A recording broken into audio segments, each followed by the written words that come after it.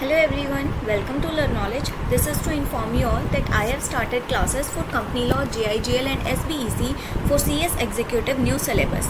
Interested students may DM me at our Instagram page. The link for my Instagram page and Telegram channel will be in description box. I have already uploaded the notes used in this video on my Telegram channel, so do check out. Today's video is about the amendments in this chapter, so I will be covering only the amendment part and not the whole chapter. If you want to see the video of the whole chapter, you can click on the I button. Let's start our video. So the tax rates for assessment year 2021-2022 are: for individual HUF, AOP, BOI, AJP, resident or non-resident up to 2,50,000, the tax rate is nil. 2,50,000 up to 5 lakh, the tax rate is 5%. 5 lakh to 10 lakh, the tax rate is 20%. And the income, if the income is in above 10 lakh rupees, the tax rate is 30%. For senior citizens, the tax rate is up to 3 lakh, it's nil. 3 lakh to 5 lakh, the tax rate is 5%. 5 lakh to 10 lakh, the tax rate is 20%. And above 10 lakh, the tax rate is 30%. For super senior citizens, up to 5 lakh, the tax rate is nil. 5 lakh to 10 lakh and above 10 lakh, the tax rates are same, like 20% and 30%. Surcharge: if your income is in excess of 50 lakhs but up to 1 crore, the tax rate is 10%. If your income is above 1 crore but up to 2 crore, the tax rate is 15%. If your income is above 2 crore but up to 5 crore, the tax rate is 25%. And if the income is above 5 crore, the surcharge rate is 37%. Surcharge is levied on the tax and not the income. Note: CBDT has clarified that a person born on 1st April would be considered to have attained a particular age on 31st March. अगर किसी person का birthday 1st अप्रैल को आता है और वो 1st अप्रैल को 60 years complete करता है, तो हम क्या मानकर चलेंगे कि उसने 31 मार्च को ही 60 ईयर्स जो है वो कंप्लीट कर लिए और उस पर टैक्स रेट हम ये वाला लेवी कर चलेंगे, ना कि ये वाला. For partnership formed LLP, local authority, the tax rates are 30% of total income. Surcharge is if the income exceeds 1 crore rupees, surcharge is 12% of income tax. यहाँ पे आप ध्यान रखेंगे, सरचार्ज जो आपको लेवी करना है वो आपको टैक्स पे करना है, ना कि इनकम वाले पार्ट पर करना है. ये जो आप ऊपर इनकम कैलकुलेट करोगे, आप ये सारी रेट्स लगाकर, ये जो भी टैक्स आएगा उस टैक्स पर आप जो है ये सरचार्ज का रेट लगाओगे. Note: if adjusted total income exceeds 20 lakhs, alternate minimum tax is applicable at 18.5%. अगर आपकी adjusted total income जो है वो 20 लाख से exceed कर जाती है तो आप पर AMT applicable होगा 18.5% से, other than company. AMT जो है वो कंपनीज पर नहीं लगता है, तो इसलिए हमने यहाँ पे लिखा है other than company. For cooperative society, अगर आपकी taxable income does not exceed 10,000 से एक्सीड नहीं करती है तो आपका टैक्स रेट क्या होगा, 10% of income. Where the taxable income exceeds ₹10,000 but does not exceed ₹20,000. 10,000 से ऊपर है बट 20,000 के नीचे है, तो आपका टैक्स रेट क्या होगा, ₹1,000 और 20% of income in excess of ₹10,000. यानी 1,000 आप ऐड कर दो, जो हमने यहाँ पे निकाला है 10,000 इंटू 10%, 1,000 आया, ये हमने ऐड कर दिया. उसके बाद 10,000 से जितनी भी इनकम आपकी एक्सीड कर रही है उस पर आप 20% लगा दो और दोनों को ऐड कर दो. Where the taxable income exceed 20,000 rupees, तो आप 3,000 लगा दो. 3,000 लगाने के बाद 30%, 20,000 से जितनी भी एक्सीड कर रही है उसका आप 30% कर दो, आपका टैक्स निकल जाएगा. फॉर कंपनी, अगर आपकी कंपनी है ऑप्टेड फॉर सेक्शन 115BA, तो टैक्स रेट एप्लीकेबल होगी 25%. If the company has opted for section 115BAA, tax rate will be 22%. Where it opted for section 115BAB, tax rate will be 15%. Total turnover of previous year does not exceed 400 crore and not opted for section BAA, then आपकी जो tax rate applicable होगा company पर वो क्या होगा, 25% का rate. Any other, इनके अलावा और कोई डोमेस्टिक कंपनी है तो उस पर 30% का फ्लैट रेट लगेगा और फॉरेन कंपनीज पर रेट लगेगा 40%. ये आपके MCQs में आ सकते हैं क्वेश्चंस, तो रेट्स याद करके जाइएगा अच्छे से. सरचार्ज हमारा, अगर आपकी कंपनी की इनकम अबव 1 करोड़ है बट अप टू 10 करोड़ है तो डोमेस्टिक कंपनी पे रेट लगेगा 7%, फॉरेन कंपनी पे लगेगा 2%. अगर अबव 10 करोड़ है the tax on domestic company will be 12% and foreign company will be 5%. Note: the rate of surcharge in case of a company opting for taxability under section 115BAA or section 115BAB shall be 10% irrespective of the amount of total income. अगर कोई company section 115BAA या section 115BAB को opt करती है तो उसके ऊपर जो सरचार्ज है वो 10% लगेगा, इर्रिस्पेक्टिव ऑफ, इस बात से फ़र्क नहीं पड़ता कि उनकी इनकम कितनी है, हम इस चीज़ को इग्नोर कर देंगे और उस पर 10% का सरचार्ज लगा देंगे। A company is liable to pay minimum alternate tax that is 15%। हमने देखा यहाँ पे कंपनीज़ के अलावा जो इंडिविजुअल्स है उस पर AMT लगता है, जो हमारा कितना लगेगा 18.5% पर, और कंपनीज़ पर लाइव जो मैट है वो कितना लगेगा 15%। नेक्स्ट है कॉन्सेप्ट मार्जिनल रिलीफ का। अब मार्जिनल रिलीफ का कॉन्सेप्ट क्या होता है, 1 करोड़ के ऊपर अगर आपकी इनकम जाती है, आपके ऊपर सरचार्ज लग जाता है, तो यहाँ पे क्या बोल रहा है, अगर आपकी इनकम 1 करोड़ से 1000 रुपये ज़्यादा है तो इस 1000 रुपये पर इतना टैक्स बन जाएगा जो 1000 रुपये से भी ज़्यादा हो जाएगा। तो हम क्या करेंगे, सिर्फ 1 करोड़ पर टैक्स निकाल लेंगे, उस टैक्स में 1000 रुपये ऐड कर देंगे। ठीक है, ये हमारा एक टैक्स निकल गया। उसके बाद हम क्या करेंगे, इन दोनों पर जो है वो जो इस अमाउंट पर एक्चुअल टैक्स निकालेंगे, दोनों में जो डिफरेंस होगा वो हमारा मार्जिनल रिलीफ निकल जाएगा।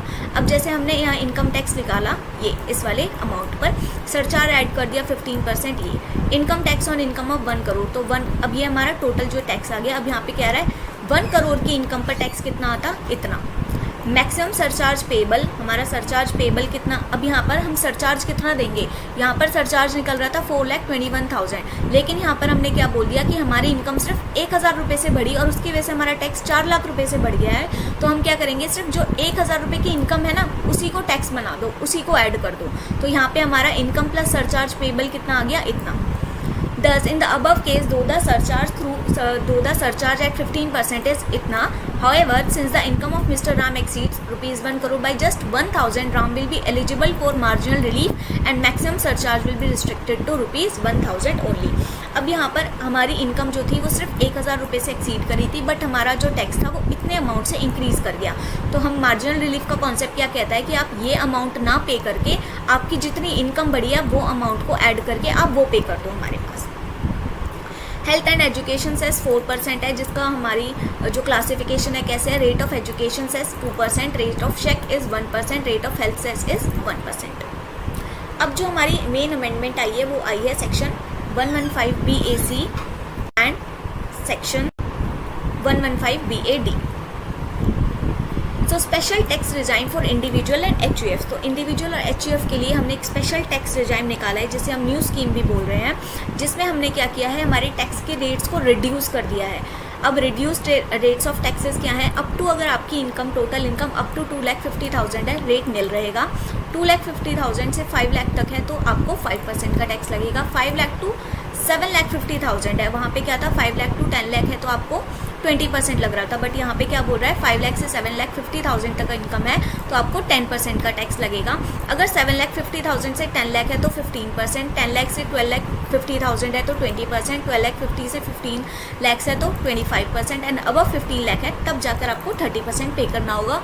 ऊपर वाले केसेस में क्या था, 10 लाख जो हमारी ओल्ड स्कीम जिसे हम बोल रहे हैं, 10 लाख से ऊपर ही 30% लग रहा था। यहाँ पे आपको क्या करना है, टैक्स को 555% बढ़ाते जाओ और यहाँ पे इनकम को 2.5 लाख बढ़ाते जाओ। सरचार्ज, अब यहाँ पे सरचार्ज जो है वो हमारा सेम है, एक्सीड 10 करोड़, ये 37% लगेगा। Note, the SSC opting for this scheme have been kept out of the purview of AMT। जो पर्सन हमारा इंडिविजुअल HUF जो भी इस हमारे 115BAC को ऑप्ट करेगा उस पर AMT एप्लीकेबल नहीं होगा। अब conditions to be satisfied for opting section 115BAC, अगर कोई इंडिविजुअल या HUF जो है न्यू स्कीम के थ्रू अपना टैक्स रेट जो टैक्स पे करना चाहती है तो उसको कुछ कंडीशंस जो है वो सेटिस्फाई करनी होगी। कंडीशंस क्या है, total income is computed without claiming following exemptions और डिडक्शन। जो हमने टोटल इनकम कंप्यूट की है उसके अंदर ये एग्जेम्पशन और डिडक्शंस नहीं होनी चाहिए, इसको हमें कंसिडर नहीं करना है।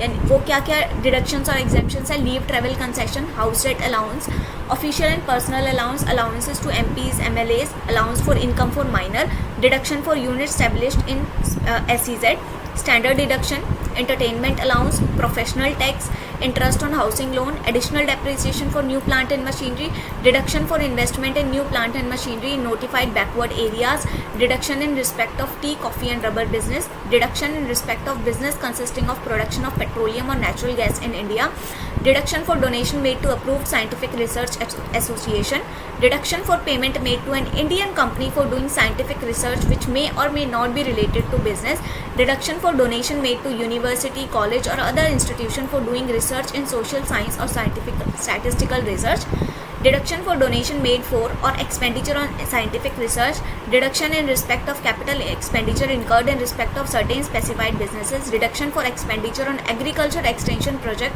deduction for family pension, deduction other than section 80JJAA, 80CCD subsection 2, section 80LA for unit located in IFSC। यानी कि जो भी पर्सन हमारी न्यू स्कीम को ऑप्ट करता है उसको ये सारी डिडक्शंस जो है वो अलाउड नहीं होगी। उसकी जो टोटल इनकम कंप्यूट करनी है ये सारी डिडक्शंस को हटा के कंप्यूट करनी है।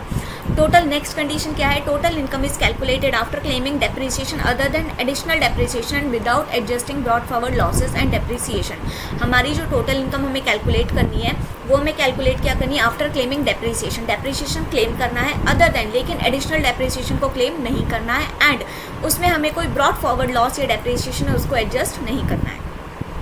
Adjustment shall be made for unabsorb depreciation relating to additional depreciation. Adjustment जो हमारी होगी अनएब्जॉर्ब डेप्रिसिएशन को जो हमारी अनएब्जॉर्ब डेप्रिसिएशन की एडजस्टमेंट है उसको कंसिडर करने के बाद हमारी टीआई कैलकुलेट होनी चाहिए। In case the SSC has business or professional income this option shall be exercised on or before the due date for furnishing the returns of income. अगर एसएससी के पास बिजनेस या प्रोफेशनल इनकम है तो ये option हमें कब exercise करना है, जिस दिन हमें रिटर्न फर्निश करनी है उस दिन या उससे पहले हमें जो है ये ऑप्शन एक्सरसाइज कर लेना है। Once the SSC has exercised the option for any previous year, it cannot be subsequently withdrawn for the same or any other previous year। अगर SSC ने एक बार ये ऑप्शन जो है हमारा ऑप्ट कर लिया ये वाला ऑप्शन, तो उसको बाद में अलाउ हम नहीं करेंगे कि आप जो है इस ऑप्शन को विड्रॉ करना चाहते हो तो आप विड्रॉ नहीं कर पाओगे। अगर आपने एक बार अप्लाई ऑप्ट कर लिया इस हमारी जो ऑप्शन को प्रीवियस ईयर में, तो नेक्स्ट किसी भी प्रीवियस ईयर के लिए आपको विड्रॉ करना अलाउ नहीं होगा। The option once exercised for any previous year can be withdrawn only once in subsequent previous year and thereafter he shall never be eligible to exercise his option again।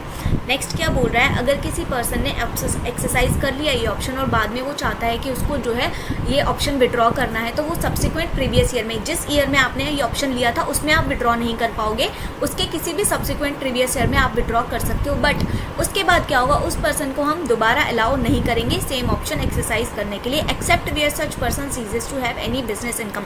एक case में कब allow हो जाएगा, अगर उसकी business income नहीं है तब हम उसको अलाउ कर देंगे कि आप इस ऑप्शन को फिर से ले सकते हो। If SSC does not have business or professional income, the option must be exercised along with the return of income for every previous year। अगर हमारे पर्सन SSC की बिजनेस या पर्सनल इनकम नहीं है तो ऑप्शन कब एक्सरसाइज करना है, जब भी वो रिटर्न इनकम फाइल करेगा, इनकम टैक्स रिटर्न फाइल करेगा किसी भी प्रीवियस ईयर के लिए, उस टाइम पर वो हमेशा उस ऑप्शन को देख सकता है। हर बार वो ऑप्शन उसको एक्सरसाइज करना है या नहीं वो कंसिडर कर सकता है। नेक्स्ट है special tax regime applicable to a cooperative societies. तो पर क्या पढ़ा कि हमारा जो स्पेशल टैक्स रिजाइम था ये किसके लिए था, इंडिविजुअल एंड एचयूएफ्स के लिए, सेक्शन 115BA-C। नेक्स्ट हमारा है सेक्शन 115BA-D, ये किसके लिए, to cooperative societies. An option to the resident cooperative societies to get taxed at the rate of 22% plus 10% and 4% cess. क्या बोल रहा है ये ऑप्शन, क्या बोलता है कि हमारी जो रेजिडेंट कोऑपरेटिव सोसाइटी है वो टैक्स किस रेट पर दे दें, 22% प्लस उस पर 10% सरचार्ज लगेगा अगर एप्लीकेबल हमारी जो टोटल इनकम है वो एक्सीड करती है तो, और 4% का सेस लगेगा। An option to opt for taxation under newly section 115BAD of the Tax Act with effect assessment year 2021 to 2022। ये ऑप्शन किस लिए है हमारा, असेसमेंट ईयर 2021-2022 के लिए। The option once exercise under this section can not be subsequently withdrawn for the same or other previous year. एक बार आपने ऑप्शन एक्सरसाइज कर लिया तो हमारे सेम या किसी सब्सिक्वेंट उसके लिए आप इसको विड्रॉ नहीं कर सकते ऑप्शन को। Total income is computed without claiming following exemptions और डिडक्शंस। जो हमने ऊपर एग्जाम्पशन डिडक्शंस पढ़ी थी, सेम डिडक्शंस ये हमारी यहाँ पर भी एप्लीकेबल होती हैं। हमारे यहाँ एडिशनल क्या है, deduction for donation made to national laboratory और IITs etcetera for doing scientific research which may or may not be related to business. कोई भी हमने डोनेशन दी थी नेशनल लेबोरेटरी या IITs को लिए, उसके लिए हमने जो डिडक्शन क्लेम करी है वो अलाउड नहीं होगी। और यहाँ पर ऊपर जो हमारे डिडक्शन थी चैप्टर 6 की वो हमारी 80JA JJA वगैरह थी। यहाँ पर क्या है, deduction respect of certain income other than specified under 80JJAA। यहाँ पे सिर्फ ये वाली सेक्शन जो है वो हमारी इंक्लूड की गई है, लेकिन ऊपर हमारी 4 सेक्शंस और इंक्लूड किए गए हैं, 80JJAA, 80CCD2, 80LA। सो ये डिफरेंस है यहाँ पर। where a cooperative society exercises option for availing benefit of section 115 BAD, it shall not be allowed to claim set off of any brought forward losses or depreciation attributable to any restricted assumption or deduction in the assessment year for which the option has been exercised and for any subsequent assessment year. अगर cooperative society ने 115 BAD हमारा जो है exercise कर लिया है तो हम उसे अलाउ नहीं करेंगे सेट ऑफ करना, कोई भी ब्रॉड फॉरवर्ड लॉस या डेप्रिसिएशन को सेट ऑफ करना अलाउ नहीं करेंगे। कब? जिस भी ईयर में आपने ये ऑप्शन एक्सरसाइज किया है या उसके अगले वाले ईयर, सब्सिक्वेंट असेसमेंट ईयर्स के लिए हम अलाउ नहीं करेंगे कि आप जो है ब्रॉड फॉरवर्ड लॉसेज या डेप्रिसिएशन को सेट ऑफ नहीं। Rebate under section 87A, an SSC being an individual resident in India, कोई एसएससी जो क्या होना चाहिए, इंडिविजुअल रेजिडेंट इन इंडिया होनी चाहिए, इंडिविजुअल हो और रेजिडेंट हो इंडिया का, whose total income does not exceed ₹5 lakh, जिसकी टोटल इनकम जो है 5 लाख से एक्सीड नहीं करती है, shall be entitled to a deduction of an amount equal to 100%। उसको डिडक्शन कितनी अलाउ होगी? Equal to 100% of such income tax or an amount of 12,500 whichever is less. 12,500 तक की डिडक्शन उसे मिल सकती है। अगर उसकी इनकम जो है 4 लाख है तो 4 लाख पर जितना भी टैक्स बनता है वो पूरा डिडक्ट हो जाएगा। हमारे 5 लाख पर हमारा जो टैक्स, अगर हमारी इनकम 5 लाख तक है तो हमारा टैक्स बनता है 12,500। ओके, तो 12,500 अगर किसी की इनकम 5 लाख है तो 12,500 का पूरा रिबेट उसे मिलेगा। लेकिन अगर उसकी इनकम है 3 लाख या 4 लाख तो जितना भी टैक्स बन रहा है वो पूरा का पूरा रिबेट मिल जाएगा, यानी कि उस पर्सन का टैक्स जो है वो 0 हो जाएगा उस ईयर के लिए। अब नेक्स्ट क्या है? MCQs फ्रॉम ICSI मॉड्यूल, ये हमने कवर किया अपनी प्रीवियस वीडियो के लिए। So that's